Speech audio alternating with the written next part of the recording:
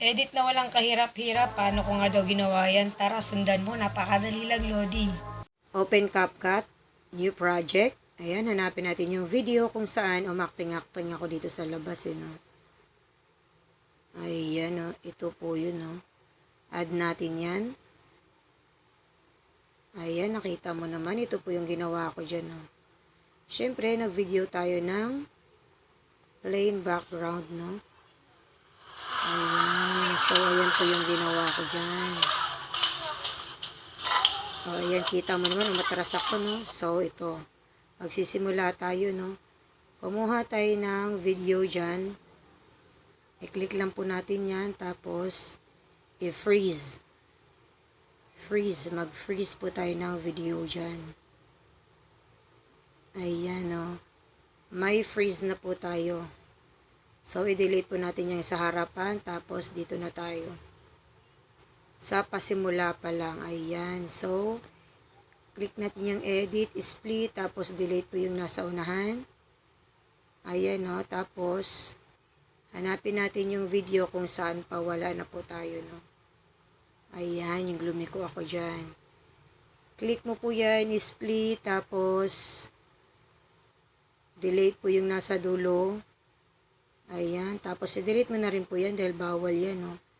Then, i-click po natin yan, hanapin po natin yung overlay. Ayan, napakadali lang nito, Lods. Hindi po ito mahirap, no. Isa po ito sa pinakamadaling edit. Sundan mo lang. Ayan, no. Tapos, itong nasa taas po, banatin po natin yan at ipantay po natin rito, no.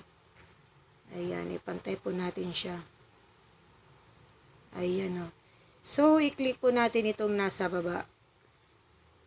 Then, ayun na nga. Punta tayo rito. Op. Ayan, sa maglalakad na siya.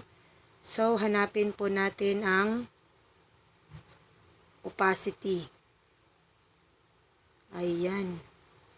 Opacity, saan ka na? Ayan, no. Tapos, gamitin po natin itong diamond. Ayan, adjust po natin yan ng 90, no? 90. Ayan, kahit mga ganyan. So, adjust natin ulit. Gawin natin 80. Ayan. Adjust ulit. Gawin natin 70. Ayan, tapos adjust natin ulit. Gawin natin 60. Ayan. 60 din, ayun na nga, no?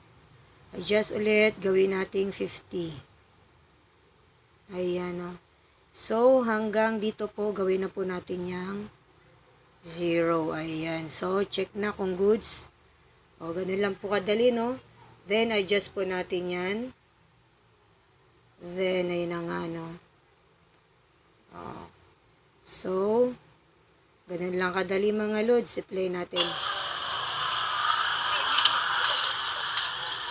O, diba? So, ganun na nga, no? Ready to export.